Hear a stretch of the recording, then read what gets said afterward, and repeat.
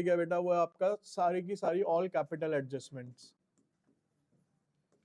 Last class में इसके लिए आपको कहा गया था कि आप बच्चे जितनी भी आपके बेसिक क्वेश्चंस हैं उसमें से एक या दो ट्राई करके आना जिसमें आप पार्टनर्स कैपिटल बना के आओ, जिससे कि आपको एडजस्टेड कैपिटल का पता हो। ठीक है, अब एक एक करके हम इसके सारे केसेस देखते हैं बेटा। सबसे पहला केस है इसके अंदर, सिंपल केस है। First case, when new capital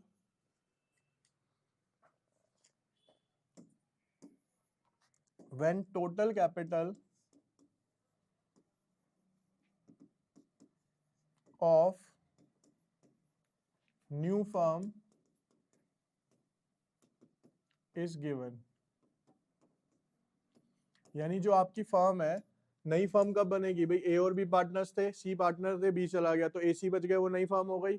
उनका अगर हमें कैपिटल दे रखा है, जैसे कि क्वेश्चन है हमारे पास, उसमें क्या रखा है बच्चे की ए रेशो बी रेशो सी 4:3:2 में पार्टनर है, जिसमें से बी रिटायर हो जाता है। बी के रिटायर होने के बाद इनकी जो एडजस्टेड कैपिटल है बेटा,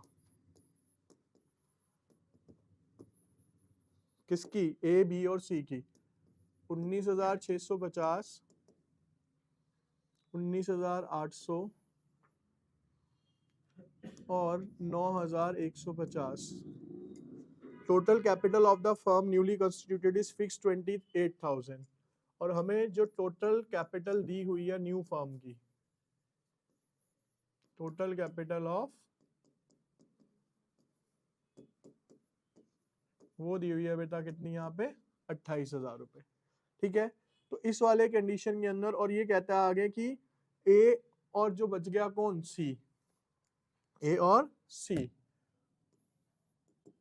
उनकी जो न्यू रेशो गिवन है हमें, वो गिवन है बेटा यहाँ पे 5:3। इसमें देखो हमें करना क्या है बेटा, आप यहाँ पे आप लिखो ए रेशो सी, उनकी एडजस्टेड कैपिटल कितनी आई है भाई? एक की थी 19,650 और दूसरे की है 9,100। न्यू कैपिटल कितनी गिवन है बच्चे मेरे को यहाँ पे? 28,000। और उसके साथ हमें रेशो भी गिवन है कि किस रेशो में डिस्ट्रीब्यूट करना है उसको? 5:3 के अंदर करना है। तो जब मैं इसे 5:3 में बांटता हूँ तो इसका आंसर आता है 17,500 और दूसरे का आंसर आता है बेटा यहाँ पे 10,500। अब आप देखो इसकी कैपिटल आई कितनी बेटा? 19,650 और आनी कितनी चाहिए? तो एक्स्ट्रा है, तो हमें क्या करने पड़ेंगे? इसे पैसा वापस देना पड़ेगा। तो अगर हम इसका बैलेंस करते हैं तो डिफरेंस आता है 2150 का। ये फर्म के पॉइंट ऑफ व्यू से ब्रैकेट में डाल रहा हूँ, ब्रैकेट मतलब माइनस में है कि देना पड़ेगा। उसके केस में क्या है, ये आना चाहिए था, मतलब ये उसका है और आना कितना चाहिए? क्या करना पड़ेगा? उससे उतना पैसा, तो 1,350 रुपए उससे हम ले लेंगे। तो आपको पहले केस में समझ आ गया होगी कि वो दिक्कत है नहीं, आपको सीधा सीधा मेंशन होगा कि भाई नई फर्म की कैपिटल इतनी है और आपको न्यू रेशो के अंदर क्या करना है बेटा? उसको डिस्ट्रीब्यूट कर देना है। क्लियर? क्लियर है जी सबको? अब इसके बाद आते हैं सेकंड केस पे। इसके केस नंबर सेकंड है बेटा इसका।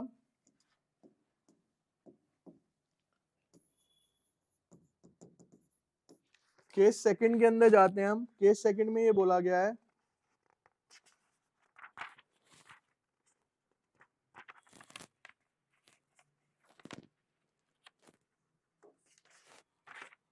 कहते हैं when total capital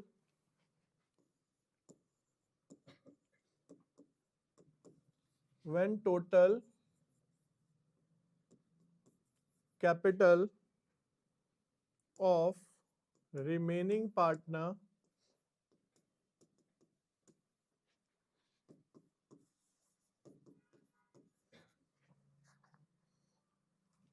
is to be in new ratio. यानी ये क्या कह रहे हैं कि एक पार्टनर के जाने के बाद ऑब्वियस सी बात है हमारी न्यू रेशो निकलती है, तो वो कह रहे हैं जो उनका कैपिटल है उसको भी किस में बन दो आप? न्यू रेशो में डिवाइड करना है। अब इसके क्वेश्चन की बात करें यहाँ पे, तो अगेन 4:3:2, बी रिटायर हो गया बेटा यहां से।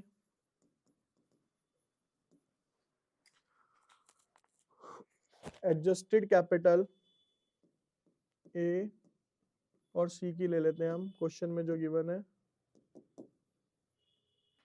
एडजस्टेड कैपिटल गिवन है बेटा इनकी 65,800 इसकी है और 33,800 इसकी है। कैपिटल और एडजस्टमेंट क्या है? Capital of the reconstituted firm will be readjusted bringing or paying amount so that future capital of X and Z या A और C be in their future profit sharing ratio। यानी basically करना क्या है, देखो आप यहां पे निकालो रिमेनिंग पार्टनर्स टोटल कैपिटल कितनी है बेटा? 65,800 प्लस 33,800, इनको जोड़ो, इनको जोड़ने के बाद आ रहा है 99,600। इस 99,600 को यहाँ पे आप कर दो न्यू कैपिटल 99,600। रेशो कितनी है बेटा इनकी? अब नई रेशो कितनी हो जाएगी बेटा? बी तो चला गया तो कितनी बच गई है? 4:2 या फिर 2:। इसके अंदर क्या कर दो आप, इसको डिस्ट्रीब्यूट कर दो। तो जब हम इसको डिस्ट्रीब्यूट करते हैं तो बेटा इसका आता है 66,400 और इसका आ रहा है 33,000। अब अगेन यहां से चीजें समझ लो, यही दिक्कत आती है आपको जब आप करते हो। अब हुआ क्या इसमें, इसके बैलेंस आना कितना था? आया कितना? इतना। आना कितना चाहिए था? तो एक्स्ट्रा आना है ना, और तो इससे हमें क्या करने हैं? मंगवाने हैं। हमें पैसे मंगवाने हैं इससे 600 रुपए। और ऐसे ही आए कि इसका बैलेंस कितना है? इतना। और आना कितना चाहिए था? तो यानी 600 रुपए एक्स्ट्रा है इसके, तो हमें क्या करने पड़ेंगे? वो माइनस का मतलब फर्म ने देने हैं, प्लस का मतलब फर्म ने उससे मंगवाने हैं यहाँ पे। ठीक है। और बैलेंस करने का तरीका आपको बता दिया। पहले देखो है कितना, फिर दूसरी चीज देखो कि आना कितना है उसके पास से। ज्यादा आना है तो मंगवा लो, कम है तो वापस कर दो, मतलब। ठीक है, क्लियर है ये? तो अभी पहला केस न्यू रेशो के अंदर डिस्ट्रीब्यूट करना है, मेंशन होगा कि इतना कैपिटल है। दूसरे में ये कह रखा होगा कि भैया जो भी अब कैपिटल होगा वो न्यू रेशो में डिवाइड होगा। इसके बाद बेटा इसमें थर्ड केस बनेगा आपका,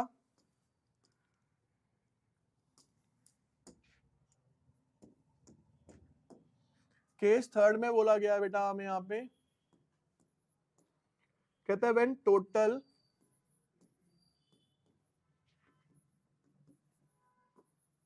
capital of remaining partner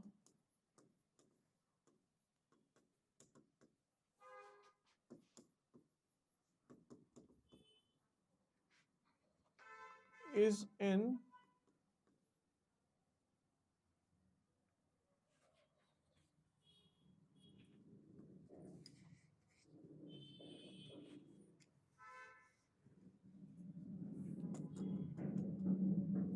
total capital of new firm, या न्यू फर्म ही करो इसको, total capital of new firm is equals to capital of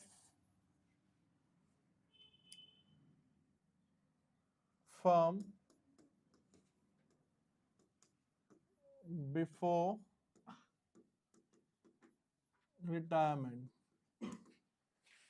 इस केस को ना थोड़ा सा समझ भी लो बेटा। पहले दोनों केस मेरे को लगता है आपको इजी समझ आ गए होंगे। पहले में तो कुछ है ही नहीं, डायरेक्ट बोल रखा है। दूसरे में भी ये कह रखा है, वहां स्पेसिफाई है कि रिमेनिंग पार्टनर को न्यू रेशो में देना है हमें। यहां थोड़ा सा लॉजिक समझो। ए बी सी तीन पार्टनर्स हैं। ये 30,000 रुपए है, ये 20,000 रुपए है, ये 10,000 रुपए है मान लो। ठीक है बेटा, ऐसे ऐसे है। इसमें से बी रिटायर हो गया। वो कहता है कि बी के रिटायरमेंट के बाद भी मुझे कैपिटल उतना ही रखना है जो कि बिफोर रिटायरमेंट था। तो पहले कितना था? ये 60,000। तो आप 60,000 को क्या करोगे? अब यहाँ पे न्यू रेशो में डिवाइड कर दोगे। समझ आ रहा है? लाइन को समझो क्या कह रहा है।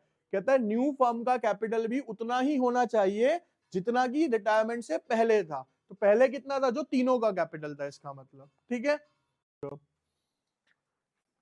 अब समझना बेटा कार्तिक, यहाँ पे ये बोला गया बेटा, इसमें एग्जाम्पल नहीं है,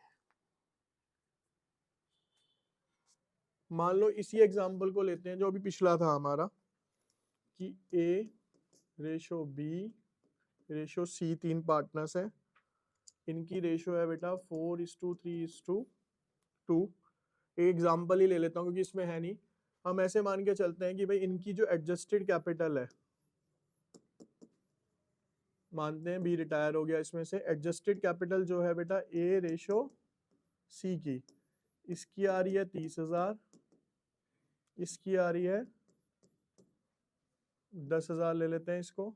और पहले जो इनकी कैपिटल थी तीनों की, अगर हम तीनों की कैपिटल की बात करें, 30,000, 20,000 और 10,000। अब न्यू कैपिटल की अगर मैं बात करूं, तो मैंने आपको क्या बोला है कि भाई न्यू कैपिटल के अंदर हमें उतनी ही कैपिटल रखनी है जितनी की पुरानी फर्म की थी। तो पुरानी फर्म की कितनी कैपिटल है टोटल, 60,000। इस 60,000 को मैं इनकी न्यू रेशो, यानी कि वो क्या आई थी हमारी 2:1, क्योंकि ये तो चला गया, क्या बच गया 4:2, यानी कि 2:, इसमें डिवाइड करता हूं तो इसके पास कितने आ गए 40,000 और इसके पास कितने आ गए 20,000। अब देखो यहाँ पे अगर इसका डिफरेंस निकालें हम, क्या है 30 आने थे, आए कितने यहाँ पे, क्या है 30 थे, न्यू कैपिटल 40 होनी चाहिए, 10,000 रुपए इससे मैं मंगवाऊंगा, ठीक है। इसमें 10 थे और 20 होने चाहिए, क्या करेंगे इससे, फिर से 10,000 इससे भी, तो यहाँ पे हमें दोनों से ही मंगवाने पड़ेंगे। क्लियर है, क्लियर है भैया। एक minute,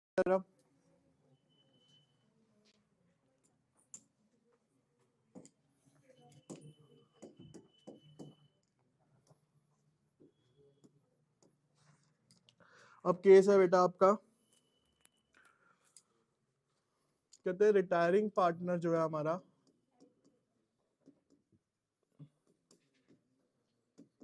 retiring partner is to be paid from amount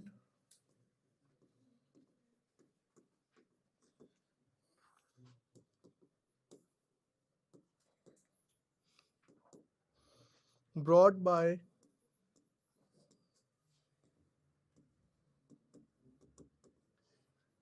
remaining partners in a manner to make their capital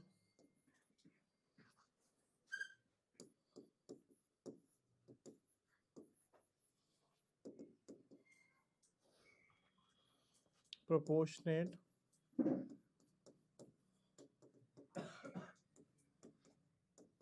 to new ratio. इसका मतलब है बेटा कि हमें इस तरीके से एडजस्टमेंट करनी है कि जो रिटायरिंग पार्टनर है ना, उसे जब हम पैसा दें तो उसके बाद जो हमारी कैपिटल है वो किसके बराबर आ जानी चाहिए, हमारी न्यू रेशो के बराबर आनी चाहिए। इसके लिए ना एग्जांपल बहुत ध्यान से समझना, यहाँ से आपकी ट्रिक वाली स्टार्ट होगी थोड़ी सी। इसमें क्या रखा है कि A ratio B ratio C 5:3:7, ठीक है, 5:3:7 में पार्टनर है। इसमें से बेटा A ने क्या कहा कि मैं रिटायर हो जाता हूं, ये हो गया यहाँ से रिटायर। A के रिटायर होने के बाद B और C जो है, B ratio C decided to share future in the ratio 2:3। इनकी जो न्यू रेशो हो गई वो कितनी हो गई 2:3। Adjusted capital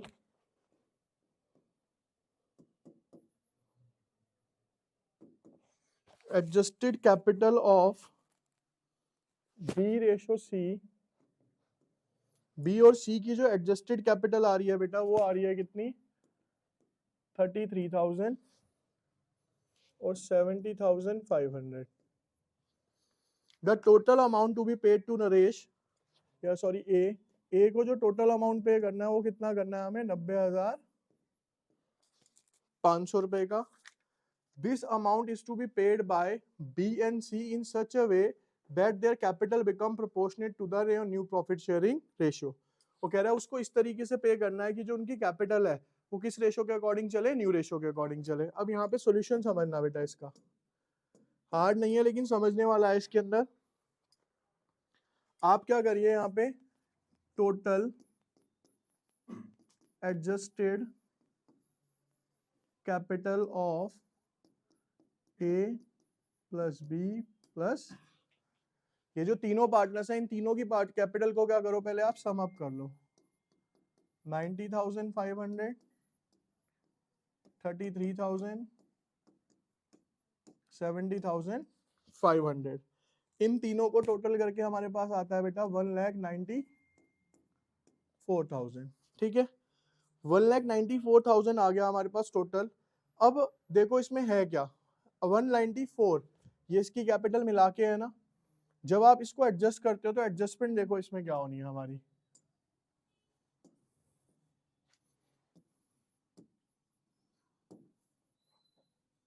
adjusted capital of B और सी कितनी आ रही है, 33,000 और 70,000।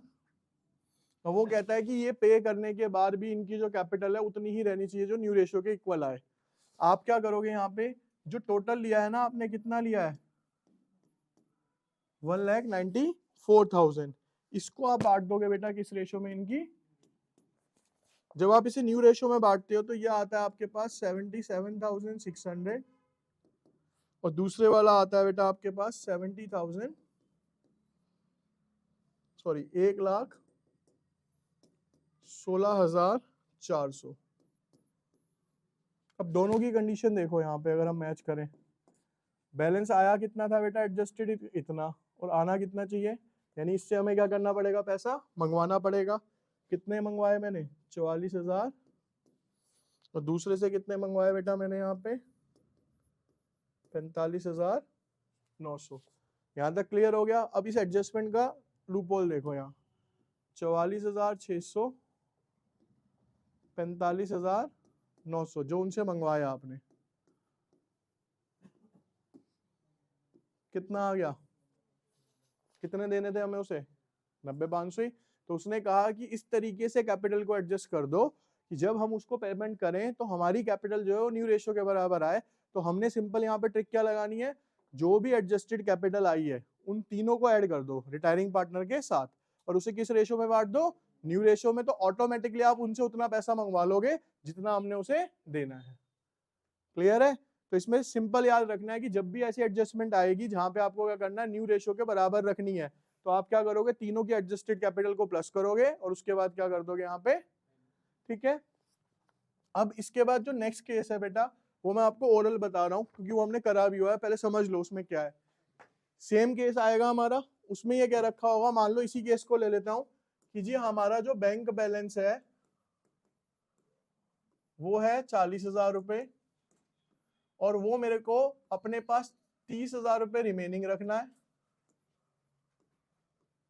तो 40 में से 30 मेरे को अपने पास रिमेनिंग रखना है, तो मैं यूज कितने कर सकता हूँ यहाँ पे, 10,000 रुपए।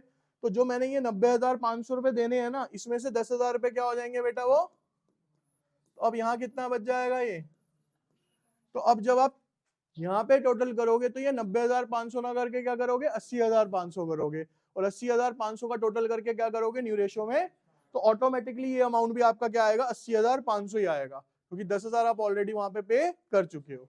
तो पांचवी एडजस्टमेंट नहीं है, सिर्फ उसमें ये क्या रखा होता है कि हमारा इतना बैंक बैलेंस है और इतना हमें अपने पास रख के बाकी का क्या कर देना है, उसको पे कर देना है। क्लियर है। ठीक है, अब फटाफट से फ्रीक्वेंट वे में रिवाइज करते हैं। पहली एडजस्टमेंट में क्या था बेटा, हमें नई फर्म की कैपिटल गिवन है, न्यू रेशियो में बांट देंगे। उसके बाद सेकंड एडजस्टमेंट में हमें ये बोला गया है कि जो भी अब कैपिटल आएगी एडजस्टेड उसको हमें किस रेशियो में बांटना है, न्यू रेशियो में। तो हम एडजस्टेड कैपिटल निकालेंगे और रिमेनिंग पार्टनर की टोटल करके किस में बांट देंगे, न्यू रेशियो में बांट देंगे। इसके बाद लास्ट क्या आया था आपका, तीसरा केस, तीसरा केस था आपका